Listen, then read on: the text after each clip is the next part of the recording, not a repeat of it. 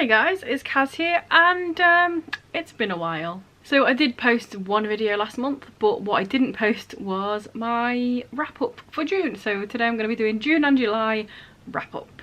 I don't know, I've been feeling a little bit distant from BookTube recently. Like so many times, I had the stack of my books to do the June part of this sat on the side for weeks.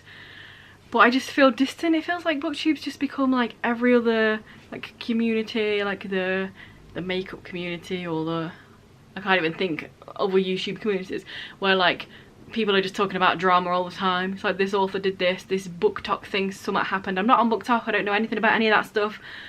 But what I do know about is these books that I read, so I'm going to talk about them and then, you know,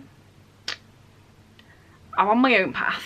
So the first book that I read in June was Lady Friday by Garth Nix. This is the 5th book of the Keys to the Kingdom series, and I've been buddy reading this with Ashley Absurd. I'll leave her channel down below. And yeah, it's a fun series. It's like that sort of middle ground between middle grade and YA. You know, like how 20 years ago YA didn't exist. Everything was just called middle grade, and then it suddenly existed, and now it exists so much. I feel like this sort of sits in the middle there. But yeah, this is about Arthur, and he's immortal, but these random people, things that look like people, turn up and tell him that he's gonna go to this other realm and try and get these keys and this will, and pretty much like save the world and the existence of everything. This is book 5, so I can't really say too much about it. This was quite a fun one in the sense that the way that like the main baddie, side note, these are all like based on the days of the week, and then each day is a character in the book. So Lady Friday is a character. But yeah, I feel like this one was slightly different, so it was interesting in that way, and I enjoyed it. It's a fun time, and it's nice to have somebody to talk about the books to as well when you're reading them. Because I read the first book of this like years ago, and then I just never carried it on. And then one time Ashley mentioned it in a video, and I was like, let's buddy read that. So I actually read it, and I did. No way. The next thing I read was Now Conjurers by Freddie Kolsch, and I actually really enjoyed this book. This is one that I saw on somebody's channel. They mentioned it being really good, and I saw it in the works for a couple of quid. So I was like, you know what? Let's go. And in here, it's set in the 90s first of all, which is always a fun time because that's where I was set also. And straight away, one of the groups in this coven. So it's a coven of witches. They're all friends. Some of them are family. Some of them are together, but they are a gang. And right at the beginning, one of them is murdered, and the rest of the book they're trying to figure out what the shit's going on, what happened, who's responsible, what's responsible. Ooh. And there's magical stuff in. There's a lot also just about these characters, grief. There's other stuff that I don't know if it's on the back, so I don't know if it's a thing that I'm allowed to say. I don't think so, so I won't say that. But like stuff happens, and then they figure out it's definitely magic adjacent, magic related, and why. But I actually really enjoyed this book. I think I ended up even giving it 5 stars potentially, or maybe 4.5, I can't remember. It's been a while, as I mentioned. But yeah, I really enjoyed this book. I liked the characters, I liked the storyline. It was something a bit different, so definitely a win for me. After that, I reread Lightfall Volume 1, and then I also reread Lightfall Volume 2, so I could then read for the first time Lightfall Volume 3. So this is a middle grade graphic novel series, and it's so good. It's absolutely adorable. I'm just going to go back to number 1 first because that's what I can show you and stuff.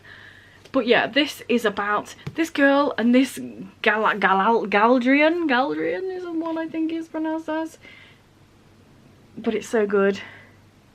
Basically, her grandfather goes missing, he's a bit senile, he's going to do some stuff. There's these lights in the world that protect them from bad stuff, and stuff's coming, lights are going out, bad stuff's happening. There's also really good representation for her anxiety as well.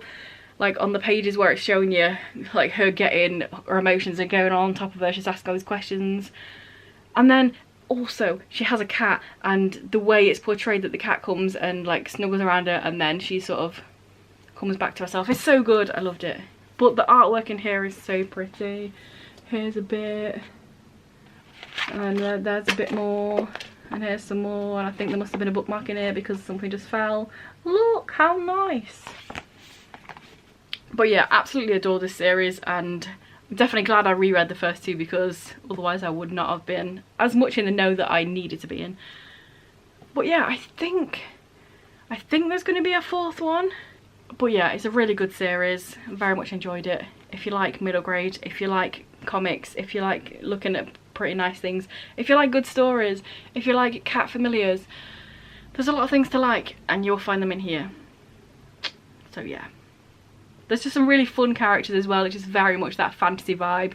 There's like a roguey dude in here that just likes trying to nick stuff off them, and then they go to a tavern at one point and all these different magical people, and then there's some tradesmen that are a bit dodgy that you find at some point. It's just really good. So yeah. There's the bookmark I accidentally left in it. Boom. Into the bookmark jar you go.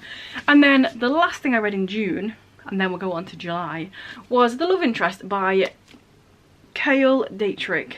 Now, I've had this one for many, many years, and I'm pretty sure I put it on my 2025 TBR because I've had it for so many years. I got this because Cale co-authored a book with Sophie Gonzalez, and I read that book ages ago, but I thought, oh, I want to read something just by him. And it's got pretty average to low ratings on Goodreads. I think it's like a 3-ish, around that sort of area. So I didn't go in high hopes, but I actually quite enjoyed it. It's not amazing or anything. I think I gave it 3.5, but it was definitely fun. Maybe 3.75, but I didn't do 0.75, so 3.5. But I thought it was a lot of fun, and I don't know why it got so much hate. Like on Goodreads, when you're scrolling through, a lot of the ones that come up first are all like 1 and 2 stars, saying it was terrible and bad and crap and shit. It's just a fun time, you know. So it's these two guys who are in this sort of program. It's a bit sci-fi, a bit dystopian in this future, or in this time. There's this company, and then they have loads of people there that are there like teaching them, but also forcing them to become these love interests. And then in the real world, when somebody is very affluent or influential or important, they send out these love interests to them to get with them, so then they have a spy on the inside, and then they can sell this knowledge to whoever needs to know and get loads of money, because that's what the world is. Let's get the most money. So these two are love interests. They're sent to be with this girl, but also they kind of start liking each other a little bit in there. And yeah, I thought it was a fun time. Like I say, it's not the most amazing book in the world, but I don't know why it gets so much hate. It's fine. It was fun. I didn't hate it. I didn't have any negative feelings against it. So it was a win. But I'm glad I'm finally read it though, because it is a hardback. It was just sat on my shelf. It is definitely going now, because that's who I am now as a person. Get rid of the stuff because I need the space, you know? Like what I was talking about earlier, Lady Friday, that whole series, when I read it, spoiler alert, I've read it, but one of them was this month, so I won't do it yet, but like my next video I'll talk about it. And then I'm going to unhaul them because I don't need them, but I didn't hate the fact that I read it. In fact, I'll go further to that. I'm glad I didn't unhaul it first without reading it, because I did enjoy it. So that was everything for June. We're going to head on over to a message from one of the Sponny ones, a little cat clip, and then I'll be back with things I read in July. Yes. It's a good box, right, Mons? Look how big that is. It's bloody massive. Or is it yours?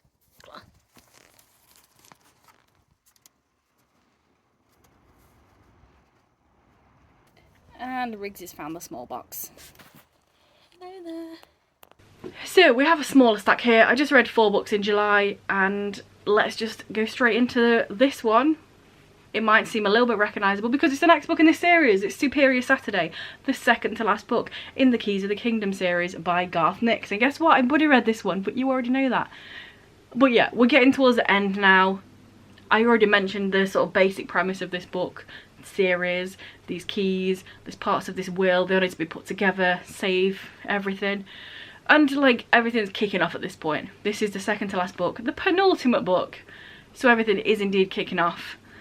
We see a lot of characters in here that we've enjoyed throughout the series. They're all sort of gathering together. It's the last big hurrah.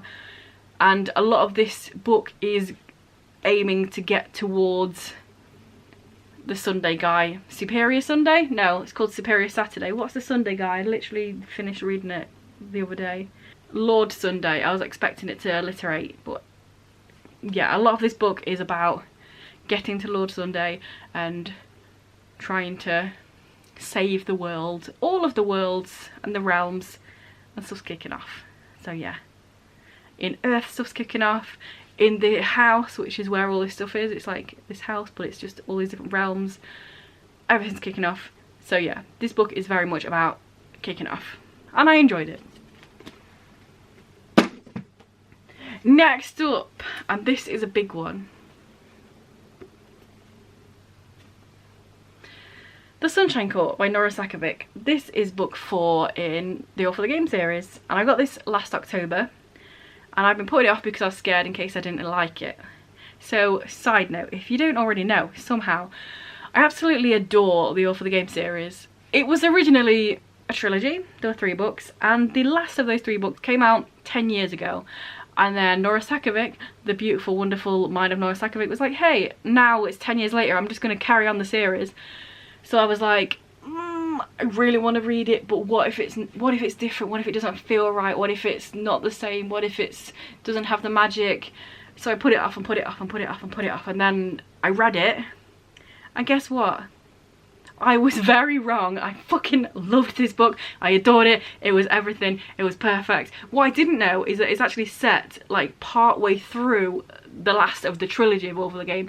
So it's like it's so a part of that series. It doesn't feel separate. It feels like a part of it. It doesn't feel like loads of time's gone by. It feels like everything is exactly how it should be, and I'm so glad. But also I'm so glad that I waited, because like while I was reading this one, I ordered the next book and I read that, which I'll talk about in my next video because I read it in August. But now I have to wait for the 3rd one, which is annoying. So I was glad that I waited to read the 1st one, because it meant I straight away got the 2nd one because it was already out. But yeah, I absolutely loved this. So originally, All for the Game, it was this trilogy.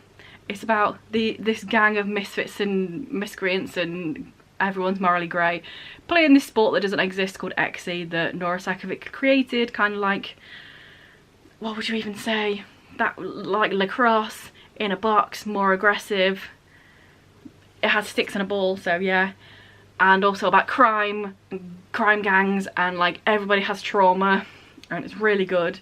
And then this is about some other characters. It's actually set in another court, the Sunshine Court, which is not what it's called, that's just their nickname, because it's one of the Exy gangs that are like all about being positive and happy. And then like one of the guys from the Ravens, which is all negative and aggressive, transfers to there. And it's just so good. I just loved it so much. It's about Jean and Jeremy, and also Jean's French, so it's definitely not Jean, it's probably like Jean or Jean, but I'm not going to put on a stupid accent when I say his name. It's those two, it's dual perspective. I loved it so much. And guess what? Everyone's still got all the trauma. There's more trauma. But there's new characters, and I love them all. I love them all just as much as I love all of the foxes. So, perfect. Just very happy that this even exists, and Nora Sakavic has announced that she's going to do a flipping prequel as well with Kevin, so I'm so glad that it didn't disappoint, and it's just everything that I wanted it to be, and more. After that I read Clay's Way by Blair Mastbaum. This one was a random one, another book that I've had for ages, but oh, it was the Buzzword Readathon challenge for July, was a book with punctuation in it, and it's got a little apostrophe there. That's why I picked it out. So yes, random book that I've had for ages, and I enjoyed it. It's about this one guy who probably has a name, Sam. That's an easy name to remember, but I did not. And he's just this 15-year-old, he skates, he's a little bit of a punk, he just, oh, I'm so against everything because I'm so cool. So it's in that sort of way where you're reading it, you're like, you're a bit cringy, but I'll allow it because you're a 15-year-old and you think you're cool, you're against your parents and that. And then in a skate shop, he meets this guy Clay, who he used to know when he was younger, but now he's a few years older, he's cool, he works in a skate shop, and it's about them, and it's about his sexuality, it's about his awakening, and What is it? A thingy, blah blah blah. It's like somebody said, it says it's like something else, but I've not read it. Oh, A Gay Catcher in the Rye. I don't know what that means because I've never read A Catcher in the Rye, so I don't know if that gives you any clue on what this is. I don't know. I've not read it. But yeah, it's there's a lot of different ways this weaves that I was not expecting. They're very toxic for each other. Let's just throw that out there as well. But I enjoyed it. It was different. It was, yeah, I enjoyed it. And another one I probably wouldn't have read if I wasn't told with the apostrophe, even though I've owned it for ages. So it's another one off the old TBR. Which, side note, I can't remember if it was when I did my mid-year freakout, which was the one video that I filmed last month. My owned TBR is actually like under 100 books now. So what's that all about? It's in double figures. Who knew? And then the last thing I read in July was And I Darken by Kiersten White. This one, another one that's on my 2025 TBR books. So is book 2 and book 3. And another one that I've owned for ages that I was like, I want to get read. And I'm so glad I did because I really enjoyed this book. I really enjoyed the characters, the way it's written. It's just so different to a lot of other books. Our main character, again, who knows what names are. I've got Vlad in my head, but that's not her name. Lada, there we go. I think. I'm not going to look, but I'm going to say it's Lada. I'm pretty sure it is. It is. I did look. I was lying. She is very strong-willed. She's aggressive. She don't let people give a shit. She doesn't really show emotions very much. And it's a nice little change of pace for a main character just be what a lot of people would say very unlikable. It's about her. It's Vlad the Impaler retelling, but female, and obviously a bit different because it's fiction. But yeah, I really enjoyed it. It's about her and her brother and getting sent to the Ottomans and meeting this other dude and them growing up together. And then it's all about power and dynamics and politics and life and family and where you belong. And it was really good. I really enjoyed it, and I'm so glad that I put all 3 books on my TBR this year, because so often I start a series that I really like and then just like don't carry them on for some reason. The same reason why the last book in the Graysink series is on my TBR this month. Not this month, this year as well, because like I love that series, but for some reason I read 1 book a year. I don't know why, but all 3 of these are getting read. And I'm very glad, because I read this one and wanted to carry it on and wanted to know what the shit's going on. So yeah, very much enjoyed. Glad that I finally picked it up, and glad that I am going to carry on picking it up. Because I've told myself I have to, otherwise I just wouldn't, because that's the sort of person I am apparently. So yeah, there we go. That's everything that I read in June and July. Let me know anything you want to let me know down there. Say hello. I had a look at my last video. It was posted on like the 10th of July, so it's been over a month. So hi. Yeah, hopefully I'll post some more videos soon. I've got a couple of ideas, but who knows. It's very easy to say you've got the ideas and then just not post them. I do have a few videos that I've already filmed that I just haven't posted either. Okay, vlogs, travel vlogs. I did a painting because I posted a video about some paints that I got. They're both filmed. Not edited yet though. But yeah, at some point I'll be back, and hopefully you'll be here as well. Like if you want, comment if you want, subscribe if you want, but only if you want. And I'll be back at some point with another video.